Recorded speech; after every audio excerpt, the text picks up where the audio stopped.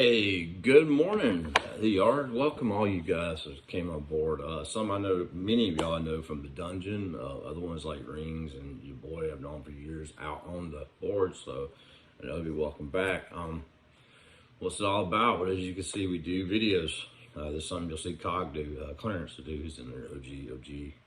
And you see JD do sometimes. We'll do video breakdowns. We'll talk about scenarios and mock scenarios. They're not really mocks. They're never right, ever.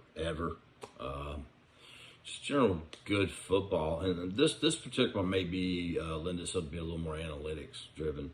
So no topic sacred here. The idea of analytics, although I'm not an analytics guy per se, does not frighten me. So this video, I'm going to talk about the state of the Falcons. All right, first of all, shout out to Vell.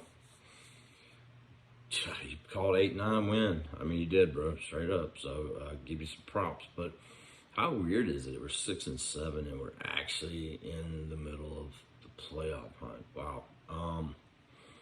It's an odd team for me to see us get dumped like we did by Dallas and New England. I think Jason Lethal, as y'all know him, is probably said it best. It's the most. Team may be worse than his record. That said, it's really interesting watching this running game take off. Things that disturb me and why I thought the video would be a good way, and you'll see in the draft, the scenario that I picked is, believe it or not, the defense worries me less. I don't know if you guys know Dante Fowler Jr., for example, seems to be getting the rhythm a little more. Debo's still highly disappointing, but a lot of it has to do with his salary. Michael Walker. Dude, I called that dude a long time ago, just for the record. And even Jalen Hawkins is stepping up. Defensively, I don't think we're great.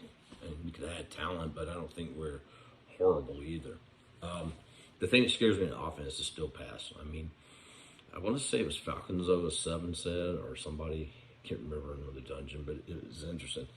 How many teams that are purely dominant running actually make it past first round? I mean, Tennessee has struggled with King Henry, right, to get to the next level. There have been other teams. It'll be interesting how New England does with young Mac Jones once they get playoffs.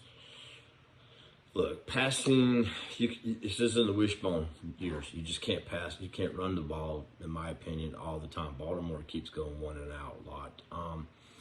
The pass pro bugs the shit out of me, as you guys know from the dungeon and some of the dramas even unfolded. Yeah, I'm not a big. I think a Mayfield pick to me is a death pick. I'm not sure he's a long-term starter. Maybe he's a developmental guy. I'm certainly not sold on Henry, and I don't know what we got in Dolman. He's a fourth rounder. But then again, there's a compelling argument that we lost wide receivers. Like, for example, losing Julio Jones is huge. I mean, look. Who do we have to go across the middle? And God bless Calvin with his mental stuff. I mean, what the fuck? He's not a going across the middle guy. So anyway, I'm going to do this opening one short and sweet and say, okay, ask you guys a few questions and post your own videos or post your own replies or whatever. And welcome to the yard, right? It's like in a prison, right? You know, the dungeon, you got over here, you got the yard, right? So all you inmate motherfuckers, I'm just asking what's up. Where do you see areas? I'm not a big guy gas, but for me, areas I'm not pleased with in this team is, I still think pass protection, to recap. I think we need a little more, at least one more dynamic player on defense. It doesn't have to be any position either. Like my latest scenario, Kyle Hampton's there. I think he transforms. I think we need that type of player. I think we got plenty of stacked bodies. And wide receiver, I don't know. To me, is it a wide receiver issue we have, or we don't have enough tight ends?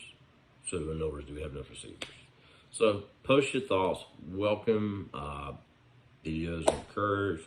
You can cuss. I don't really care. We are as politically incorrect as they come. So be unafraid, be unabashed, and enjoy yourself. Welcome, guys. I'm glad up in the yard, you motherfuckers. Out.